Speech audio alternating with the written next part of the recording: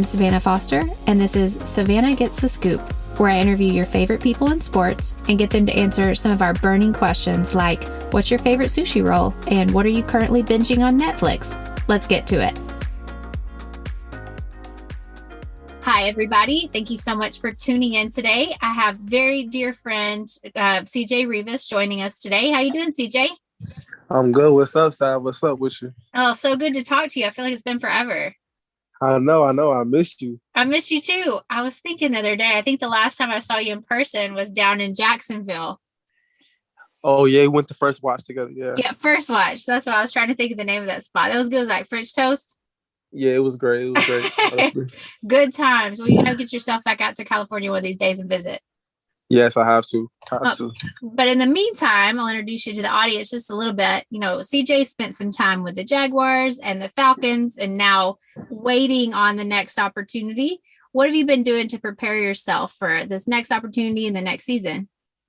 Really, honestly, I've just been working out nonstop pretty much. But I've just been trying to grow my brand outside of football, because when you're playing football, you don't really think about anything else but football. So the fact that I haven't been able to play for a few months now, it's been making me sit down and just think about like what are my other hobbies and other interests, things I want to tap into. Yeah. So I know you're interested in music. Can you talk a little bit about that and what you've been doing in the music space? Yeah, well, I've always loved music, loved doing music. I actually had a group when I was super young, at like 11 to 12 years old, actually. But I recently during quarantine learned how to record myself and like engineer myself and make my own, make my own songs. So really, I've been doing that nonstop all quarantine. I probably recorded myself over like 100 songs already. So I've just been practicing that, getting better and better, and I feel myself really tapping into another level with that too. So I'm excited. Yeah. So you talked about recordings. Is it original pieces that you've gotten, or is it, other songs that you just enjoy? But well, I have both. I have some remixes that I do, obviously, for like TikTok purposes, but I've made a bunch of songs on my own too, like my own originals. Yeah. Yeah. And I'm also really interested in this group that you had when you were young, the 10 or 11. Can you talk about that a little bit more? Was it like a boy band? I mean, you could call it a boy band, but it was just two of us. It was my best friend TJ. We call him Money. It was me and him. We were called Bad News. We were like 11 years old, I think. Did you do like performances in front of people? Our friends and girls, but we had a couple songs out there on MySpace. We were running the MySpace world for a little bit. Yeah. Is Money still making music also? Yeah, he is. He is. Money World. Money Too Wise World. Everybody go check him out. So yeah. I know obviously you're interested in the music space, which we talked about, but also you're interested in vintage clothing. And I think that's really interesting because I don't know a lot of people that are interested in that. Where did that stem from? What kind of created that inside of you? I'm a big 90s R&B type of guy, so like 90s movies, Love Jones, Juice, stuff like that. I've always got my style inspired from movies like that. So I just feel like just tapping into that and honestly it's cheaper, than all the other. So I used to wear, Jordans all the time and high-end fashion, but I tap into thrift stores, and I get steals. I can go get a whole outfit for like $30, So yeah. So I just love it. I love it. Does it get frustrating to you kind of digging through all the different clothes to find the look that you've been wanting? Well, it's crazy to say that because at first, when I first started thrifting, I didn't realize how much time thrifting really takes. Yeah. But, I've learned to enjoy the process, just like anything else, like with football, like you work out, you start to love working out because you see what it does at the end, you know what I'm saying? You get the results. So I love thrifting just to know that I searched all day for one shirt and that shirt made a deal. Yeah, it's like you work so hard to get the prize at the end of it, right? Yeah, exactly. Well, and now you spend a lot of time back and forth between Tampa and Virginia. Where are your favorite thrift stores that you found along the way? Is there anything in particular? Yeah, definitely. I haven't tapped into any in Tampa yet. So if anybody in Tampa got any thrift stores, y'all let me know. But in Virginia, definitely Rotate, RVA in Richmond.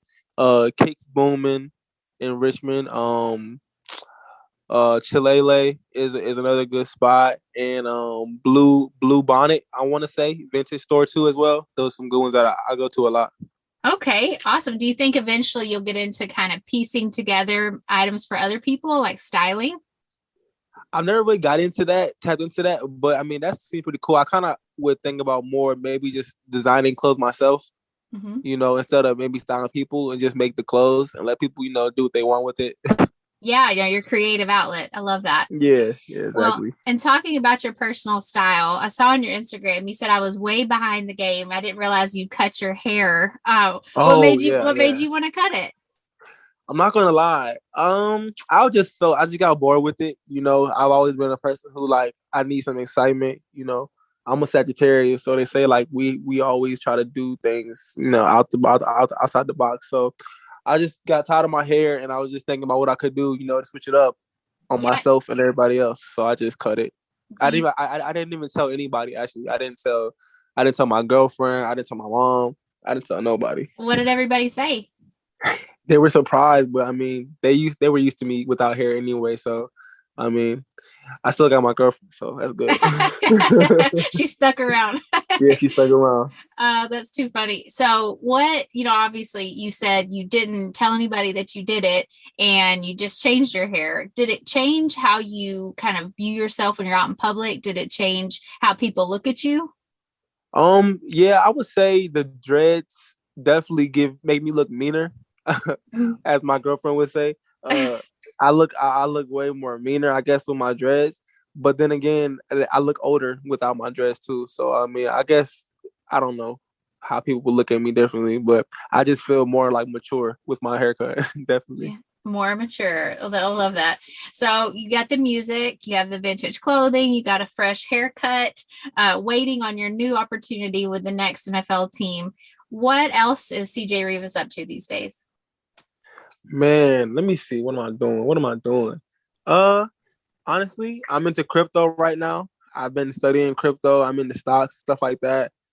Just trying to, make a lot of different types of revenue streams of income, man. So that's what I've been trying to tap into, really.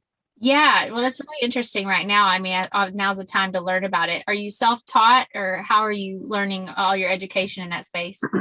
Well, crypto, I wouldn't say self-taught. I'm on YouTube a lot, and some of my friends, we all talk about it a lot too. But on the option side with stocks, I follow Aristotle Mhm. on Instagram. He's a great teacher. So y'all shout out, man, Aristotle, man, on Instagram. Y'all follow him. Yeah, well, I love that you're interested in all these different things. And, football wise, I know you said you're staying prepared, you're staying ready. Have you always known you're interested in football? Yeah, I feel like I've always been a sports type of guy. I kind of like, I wouldn't say I like attention, but I just like being in front of crowds, kind of, Mhm. So since I was young, whether it's basketball, football, track, so I just always know I want to do something with sports. Yeah. Well, I admittedly have never seen any episode ever of Last Chance U, but I heard that that's kind of how you gain a little bit of notoriety. Can you talk about that experience a little bit? Yeah, I mean, it's I went to JUCO. After I left Virginia Tech after my first year, I went JUCO to East Mississippi Junior College. And what's crazy about it is, I had no idea who they were. No, I never heard of JUCO before. I mean, I heard JUCO, but I never really thought about it before. And I got a call, one day, and the next day I literally drove 12 hours to go to Mississippi. And Wow. when I get there, they tell me a Netflix show is gonna, come record us, and I'm not really thinking anything of it. I'm thinking it's gonna be like some rinky dink show or whatever. But when they came and they got all the footage and it ended up turning up to be what it came out to be, it was super exciting to see that. It was kind of dope to be a part of that. Yeah. Have people recognized you from the show? Oh yeah, definitely. I don't even feel like I was on the show a lot, but I mean, people have said they recognize me and they like me on there. Yeah. And I guess last thing, kind of in the football questions here, you spent some time, as I mentioned, with Jacksonville and in Atlanta with the Falcons. What were some of your favorite experiences that you had with both of those teams? Um, I would say my rookie year with the Jaguars, just being pulled up, and playing in my first actual NFL game, on Sunday, it was crazy. Played the Colts, and it was a 1 o'clock game. It just felt like everything I watched on TV my whole life, and just to see the flag being rolled out, all those things. It was just super dope. So I think that was probably the coolest thing ever. I think I read somewhere that was also your birthday. Is that right? Yeah, I got pulled up. The game wasn't on my birthday, but I got activated on my birthday, definitely. Well, what a cool birthday present. And yeah, I know, right? You made some incredible impact on some of your teammates during that time as well. Do you still talk to a lot of your former teammates? Yeah, definitely. Me and Jalen, super tight. That's my brother right there. Who else? My boy Trey, Herndon, man. I don't want to leave anybody out. But all my boys, y'all know who y'all are, man. Y'all know who y'all are. Yeah, well, that's great. And what were some of your favorite restaurants or different places you visited while you were in each of those cities? Ooh, Jack's. Me and the homies, we would definitely go to Fogo de Chao, Texas de Brazil. That was a lock for us. And in Atlanta, I would say, and that's not a huge spot, but it's like a little wing spot called American Deli. That's super popular out there. So I think American Deli was my favorite thing about Atlanta. Okay. And while we're talking about, wrapping up the sports talk here, who do you have winning the championship in the NBA this year? Who's going to win the finals? I got the Suns and the Nets going, and I'm going to take the Suns and 4. Okay. All right. Well, I won't keep you all night. I'll let you go here, but I just want to ask you some rapid fire questions. So just say the first thing that comes to your mind. Don't put too much into it. Okay. Okay, man. All right. The best rapper of all times. Drake. Your favorite current artist. Drake. Your favorite TV show. Saved by the Bell. Favorite vacation destination. Maldives. Have you been there? I have not. I love that. I've been wanting to go myself. Your favorite restaurant. Ruth Chris. And what's one piece of advice for the next generation? Don't take it too serious and enjoy the moment. Perfect. Well, thank you so much for your time. It's so great catching up with you a little bit. We should definitely do this more often. Definitely call me sometime, Sav. You got it. I'll talk to you soon. Thank you. All right. Thank you. Bye-bye.